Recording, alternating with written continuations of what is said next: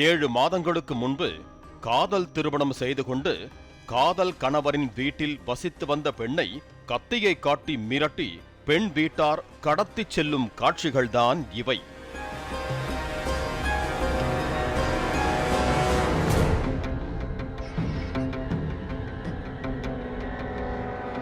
சேலம் மாவட்டம் எடப்பாடி அடுத்த செட்டிமாங்குறிச்சி பகுதியைச் சேர்ந்தவர் பொறியாளர் ஏழுமலை தனுஷ்கண்டன்.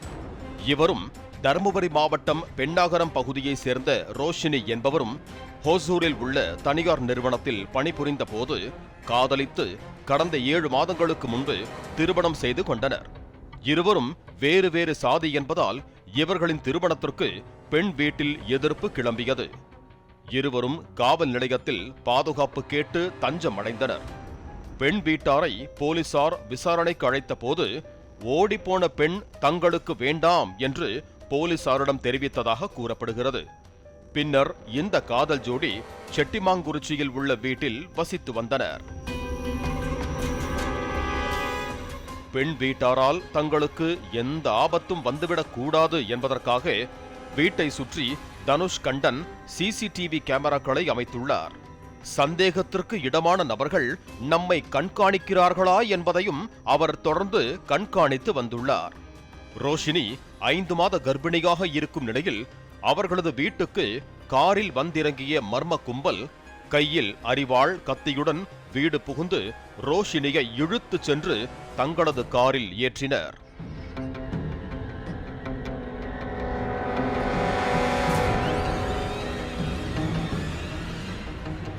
தடுக்க முயன்றவர்களை கத்தியை காட்டி மிரட்டி விரட்டினர். கையால் பிடித்து தள்ளிவிட்டனர்.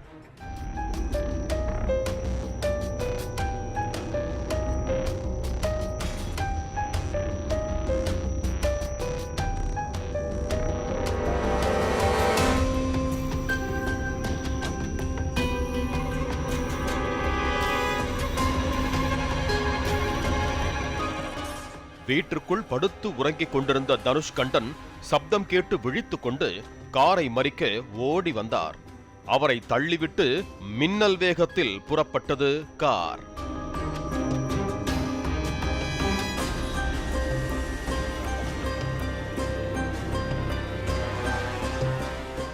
சாலைக்கு சென்று தங்கள் வீட்டு மருமகளை கடத்திச் செல்வதாக பெற்றோர் கூச்சலிட்ட நிலையில் கார் மரித்தவர்களையெல்லாம் இடித்து தள்ளுவது போல அதிவேகத்தில் சென்றது.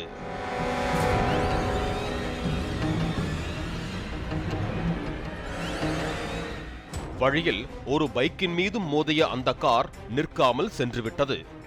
ஆயுதங்களுடன் வந்து கர்ப்பிணியை கடத்திச் செல்வதாக காவல் கட்டுப்பாட்டு அறைக்கு தகவல் தெரிவிக்கப்பட்டது. உடனடியாக போலீசார் தனிப்படை அமைத்து கடத்தலில் ஈடுபட்ட கும்பலை தீவிரமாக தேடி வருகின்றனர்.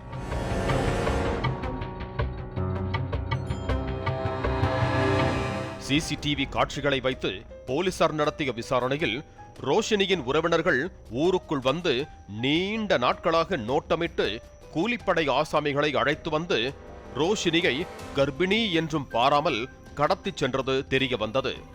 தொடர்ந்து கடத்தல் கும்பலை தேடி வருவதாக போலீசார் தெரிவித்தனர். மேலும் திருமணம் செய்து கொண்ட அன்றே காவல் நிலையம் வந்து தங்கள் பெண்ணிடம் மனம் விட்டு பேசி பெற்றோர் தங்கள் முடிவை தெரிவித்து சென்றிருக்கலாம் என்ற போலீசார் அதை விடுத்து கர்ப்பிணியான பின்னர் தங்கள் மகளை வீடு புகுந்து தூக்கிச் செல்வது கடத்தலாகவே கருதப்படும் என்றனர்.